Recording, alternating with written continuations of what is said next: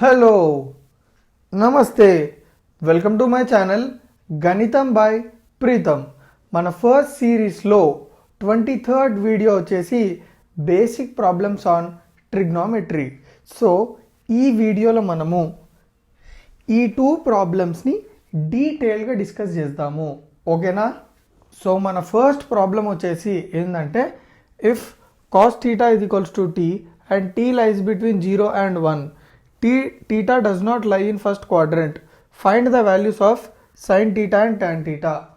Okay, sin theta value tan theta value కనుక్కోవాలి. Okay, so first మనకేమి ఇచ్చిండు, cos theta is equals to theta t అని అన్నాడు.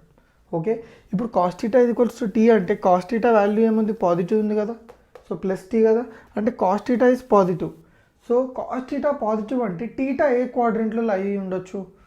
మనము టీటా ఎట్లా కనుక్కుంటామంటే, చూడండి, cos thetaని బేస్ చేసుకొని cos theta పాజిటివ్ కాబట్టి మనం ఏం చేయాలంటే కాస్ ఎక్కడ పాజిటివ్, ఏ క్వాడ్రంట్లో పాజిటివో తెలుసుకోవాలి. మనం అది ఎట్లా తెలుసుకుంటాము, మనకు ఒక సింపుల్ ట్రిక్ ఉంది. ఆ సింపుల్ ట్రిక్ ఏంది, all silver tea cups.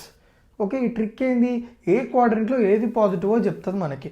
All అంటే అన్ని పాజిటివ్, సిల్వర్ అంటే సైన్ ఇంకా కొసికెంట్ పాజిటివ్, టీ అంటే tan ఇంకా cot positive Q3, next C అంటే కాస్ ఇంకా secant positive Q4. Okay, so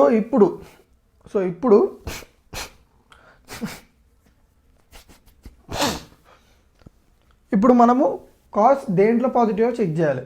మీరు కరెక్ట్ చూసుకున్నట్టయితే కాస్ Q4లో పాజిటివ్ కదా, Q4లో కాస్ ఇంకా సీకెంట్ పాజిటివ్ కాబట్టి కాస్ పాజిటివ్. నెక్స్ట్ కాస్ ఎందులో పాజిటివ్, చూడండి, కాస్ వచ్చేసి Q1లో పాజిటివ్. కానీ కండిషన్లో మనకి ఏమి ఇచ్చిండు, టీటా డస్ నాట్ లై ఇన్ ఫస్ట్ క్వాడ్రంట్ అన్నాడు.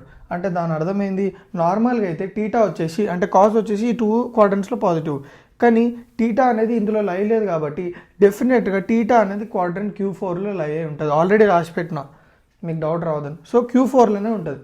సో టీటా ఏ క్వాడ్రంట్లో ఉంది ఇప్పుడు, Q4. So theta lies in Q1 and Q4. But మన కండిషన్లో టీటా Q1లో లేదని చెప్పిండు కాబట్టి డెఫినెట్గా టీటా అనేది Q4లో ఉంటుంది. సో Q4లో మనము ఫస్ట్ సైన్ టీటా కనుక్కోవాలి. సైన్ టీటా Q4లో ఏంది, Q4లో ఏమేమి పాజిటివ్ ఉన్నాయి, కాస్ పాజిటివ్ ఉంది, సీకెంట్ పాజిటివ్ ఉంది. అంటే దాని అర్థం ఏంది, కాస్ సీకెంట్ తప్ప మిగతావన్నీ నెగిటివ్. సో ఇప్పుడు చూడండి, ఇక్కడ మీరు సైన్ కాబట్టి సైన్ నెగిటివ్ ఉంటుంది. సో ఇప్పుడు ఏ సైన్ వాల్యూ ఏది కనుక్కున్నా అది నెగిటివ్.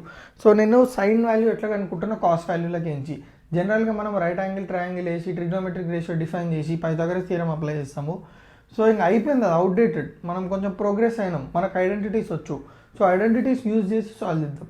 సో ట్రిగ్నోమెట్రీలో first identity sine square theta plus cos square theta is equals to 1. Sine square theta cos square theta పంపిస్తే is equals to 1 minus cos square theta. Sine theta is equals to √1 minus cos square theta. So sine theta is equals to √1 minus cos square theta అంటే ఎంత, T square. Sine theta is equals to minus √1 minus T square. So క్లియర్గా అర్థమైందిగా sine theta value. Next tan theta. tan theta is equals to sine theta by cos theta. Okay, so tan theta is equals to sine theta ఎంత, √1 minus T square by cos theta ఎంత, T. అయితే ఇక్కడ మీకు doubt ఉండొచ్చు, ఇక్కడ tan theta value ఏంది, positive ఉందని. ఇక్కడ మీరు చూడండి, నేను నెగిటివ్ సింబల్ పెట్టిన, అర్థమవుతుందా? సో tan థీటా వచ్చేసి నెగిటివ్. ఎందుకు నెగిటివ్, క్వాడ్రంట్ Q4లో కాస్ సీకెంట్ తప్ప మిగతావన్నీ negative. So tan negative. tan theta ఇది equals to minus √1 minus T square by T. Okay, so tan theta ఇది ఈక్వల్స్ టు sin థీటా ఎంత వచ్చింది మనకు. If alpha comma beta are complementary angles, B sine alpha ఇది equals to A, find the value of sine alpha cos beta minus cos alpha sine beta. Okay, so B sine alpha ఇది equals to A, sign alpha ఇది equals to a by b. Okay, so alpha plus beta ఇది equals to 90. ఎందుకు 90? So మన next problem ఏందో చూద్దాం. So మన next problem question ఏంది, if alpha comma beta are complementary angles అది ఇచ్చిండు. నెక్స్ట్ బీ సైన్ ఆల్ఫా ఇది ఈక్వల్స్ టు ఏ అని ఇచ్చిండు.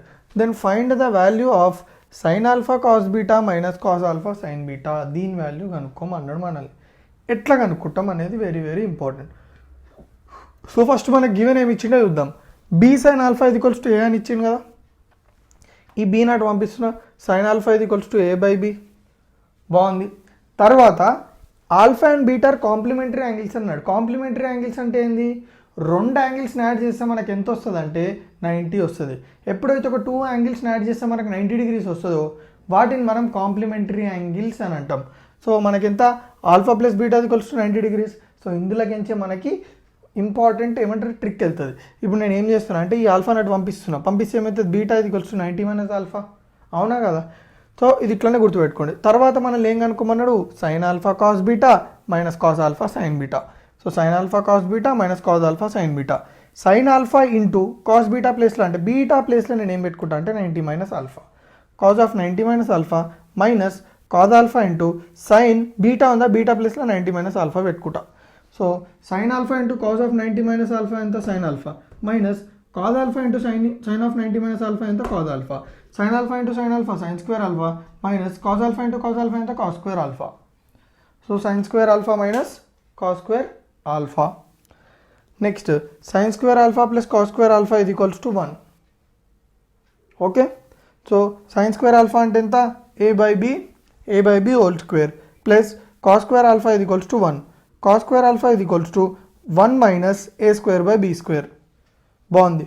నెక్స్ట్ కాస్ స్క్వేర్ ఆల్ఫా ఇది ఈక్వల్స్ టు యాక్చువల్గా కాస్ స్క్వేర్ ఆల్ఫా ఇది ఈక్వల్ టు దీన్ని సాల్వ్ చేద్దాం. బీ స్క్వేర్ని తీసుకుంటే మనం ఎల్సిఎం తీసుకుంటే ఏమవుతుంది? B square minus A square by B square.